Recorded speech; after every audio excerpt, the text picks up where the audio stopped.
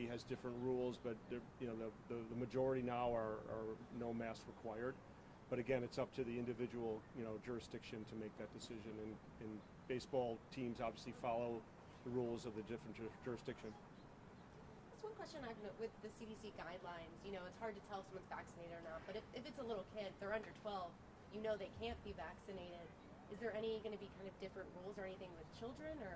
No different rules. The health commissioner can talk about the risk factors of children at that age, and they've made a lot of decisions about that based on risk factors. But no, we're not. Again, we're not going to ask somebody if they've been vaccinated. The people in our state are really responsible, and if somebody has not feeling well, they shouldn't come.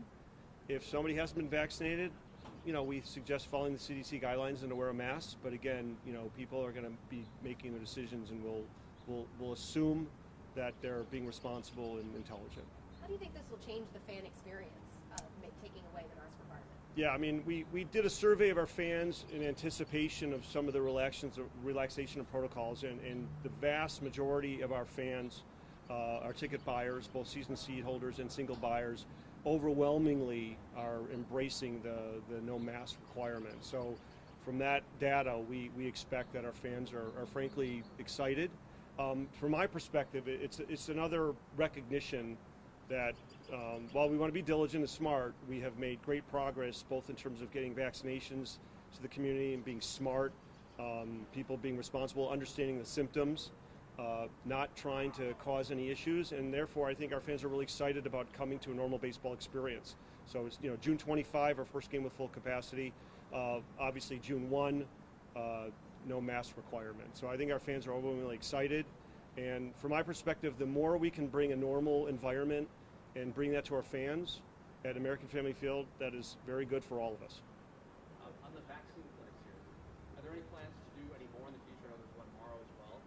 And what would be considered a win, you know, in terms of numbers or how many people are coming out? If the health commissioner thinks this is worthwhile, we want to be as productive and helpful, and we'll do more of this. I'm really excited about the numbers so far.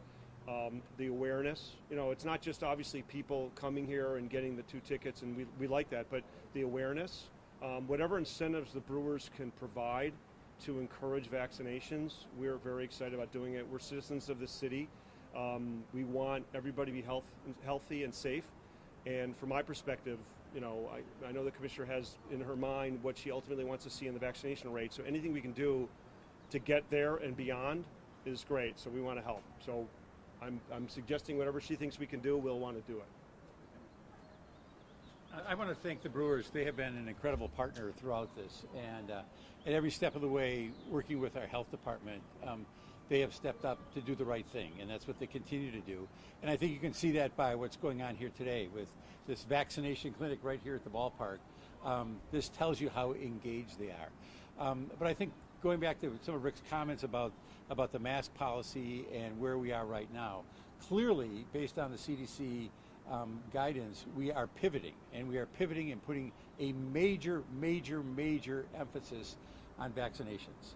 And so the fact that we are changing the mask ordinance and changing the guidance that we have does not mean in any way we're taking our foot off the gas pedal when it comes to vaccinations. In fact, if anything, we are putting our foot on the gas pedal even more heavily, because we know that this is what has allowed us to get to where we are today. The fact that so many people have gotten the vaccination has helped us drive down the infection rate, the sickness rate, the mortality rate in a very significant way. So as happy as I am, and I'm very happy that we're making this progress, I want to, again, urge everyone, if you haven't gotten that shot, get that shot. And if you haven't got that shot, wear that mask, because that's how you can protect yourself, that's how you can protect your family, that's how you can protect our community, and that's how you can help us all get life back to normal. We want to be back to normal 100%, and this is a major step toward it, to have baseball here at the ballpark at full capacity. But we want to make sure that we're not in a situation where we backslide. And so we're not out of the woods yet, but we certainly are making progress. Talk about the backslide. Do you think masks in the city are kind of gone for good on June 1st as far as the Well, I progress? hope Is they there are. potential? I hope we never have that chapter in our lives again. I hope the only masks I see from here on in are on Halloween. But I can't promise that. I can't promise that. And we've seen progress just this week. The first couple days this week, our number of cases have gone down significantly from last week. And so we're continuing to see progress. But I think the reason we're seeing progress is because of the number of people who are getting vaccinated. What we have seen also, and this is important, we have seen for older people, we have seen a vaccination rate across the races, which are pretty comparable. It's when you get to the younger people where we see the vast drop off, both for the number of vaccinations and the racial disparity in vaccinations. So we are continuing, and the health department is continuing to reach out, and we'll have people at events like Juneteenth Day, we'll have events at churches, because we want to bring the vaccinations to the community, because we know that first wave of people who are chomping at the bit to get the shot, we're through that first wave. Now we're at the point where you've got individuals, some of whom are willing to get it, some of whom might take some cajoling, but if it's there in front of them, they may do it. And that's where we are right now. So instead of measuring this in thousands per day, we're doing it measuring it in dozens per event. And that's still a way for us to make the incremental progress we know we have to make. What do you say to businesses that still are going to ask their customers to keep the masks on because they're not buying into this honor system? What do you say to those businesses? I support them. I think different businesses, different organizations know their fan base or know their customer base best of all. And so the city will be very supportive of those organizations that want to continue to have the masks worn. That's their decision. And those organizations that have taken a different route, we're going to continue to work with them in the hopes that we'll be able to continue to make the positive progress we've made up to this point. Commissioner, do you want to say anything? I can speak to that question too. We absolutely support any organization or business who wants to have a masking mandate or masking order or masking policy in place. Absolutely. Is there like a set number of tickets that are being given out each time you guys do this event? And I heard one of the guys I spoke to today just interviewing, he was like, I was on the fence and I came here today and I came with my girlfriend to go to the game and we both got vaccinated or whatnot. How does that make you feel knowing that this is providing an incentive for people to come and get vaccinated? It's exciting to me. I know there are people who are on the fence, and anything we can do to incentivize them and get them excited about being vaccinated, we want to make happen. So we've worked really closely with the Brewers since last year, but all spring on trying to make baseball and the spectator experience as safe as possible, and this is just another way that we can get there. I'd like your kind of perspective on the thing about the kids too, especially somewhere like the Brewers that caters to families and people under 12 who kind of don't have that available to them. How should families navigate that? Sure, so I think families need to measure their own risk. So in my case, I have a 5 and a 6-year-old. If we come to the ballpark, which we have been, they will wear their masks, except when they're eating their Dippin' Dots. But absolutely, I think parents need to measure their own risk, but also recognizing that the disease prevalence in children is much lower than in adults. And those children who become critically ill or very sick, it's also significantly lower in children. So the percentage of children who are at high risk of severe disease is very low.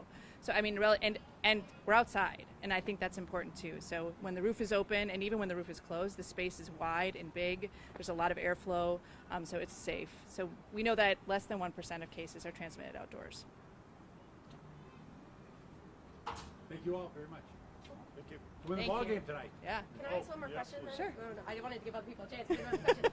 So are you at all worried about, if there's a spike about I saw a quote somewhere like trying to put the genie back in the bottle of once now people lose the mask and things are open, will it even be possible to go back if you want to?